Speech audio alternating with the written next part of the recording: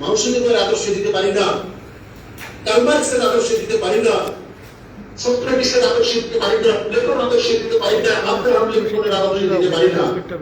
রাসূল করিম সাল্লাল্লাহু আলাইহি ওয়াসাল্লামের আদর্শের জন্য, আল্লাহর বিধানের জন্য আমি আমার শ্রম, শক্তি, ঘাম, মেধা ব্যয় করব।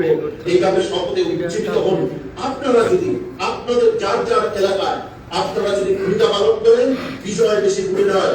আমি নতুন ভাইদেরকে বলবো, আমাদের যে অ্যাপ রয়েছে, নতুন পুরাতন সবাইকে বলবো, ইসলামী আন্দোলন বাংলাদেশ নামে যে অ্যাপটি চালু করা হয়েছে, সেই অ্যাপে আপনারা সবাই সদস্য হবেন।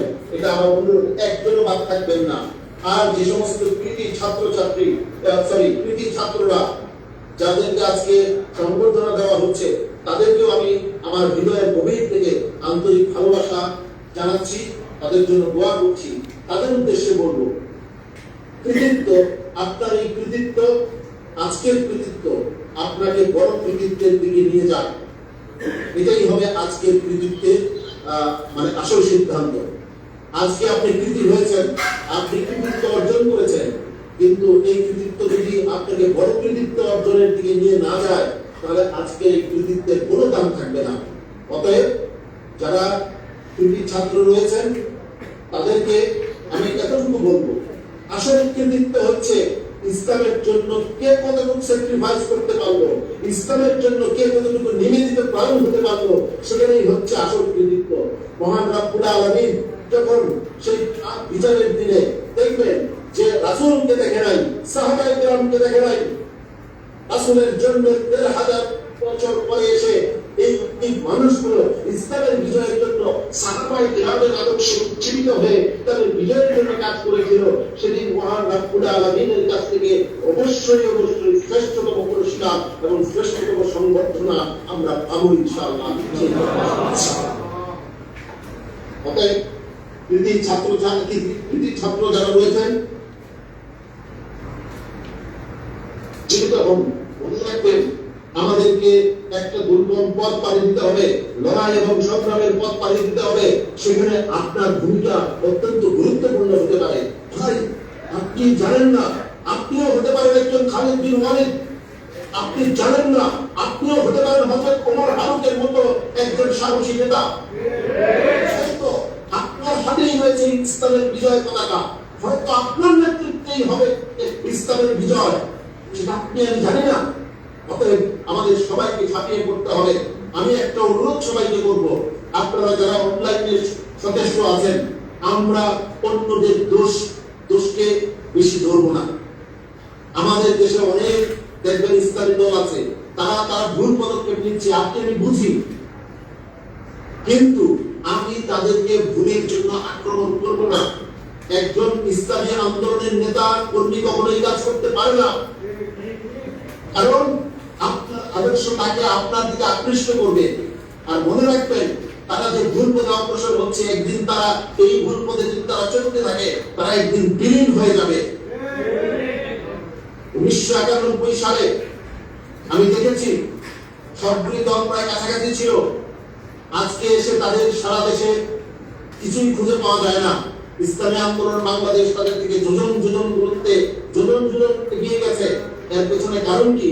এর পেছনে কারণ হচ্ছে ইসলামী আন্দোলন বাংলাদেশ অন্য কোন হামলা রুটির জন্য কারো তাবেদারি করে নাই, একটা মন্ত্রিত্বের জন্য, একটা এমপি সিটের জন্য কারণ লেজ ধরে বসে থাকে নাই। যদি ইসলামী আন্দোলন বাংলাদেশ চাইতো, মন্ত্রিত্ব পাইতো, টাকার বস্তা বস্তা টাকা পাইতো, ইসলামী আন্দোলন বাংলাদেশ চাইলে 20, 30, 40, 50টা এমপি নিয়ে নেওয়া কোনো কঠিন বিষয় ছিল না। কিন্তু ইসলামী আন্দোলন বাংলাদেশ সাময়িক লাভে বিশ্বাস করে না, আমরা চূড়ান্ত লাভে বিশ্বাস করি। আমরা বিশ্বাস করি আমরাই হব এদেশের নেতৃত্ব, আমরাই দেব, আমরাই হব বিজয়ী শক্তি। আমরা কারো অন্যের পদতলে, কারো পায়ের কাছে বসার জন্য আসি নাই। আমরা এসেছি সিংহাসনে বসার জন্য, ইসলামকে সিংহাসনে বসানোর জন্য।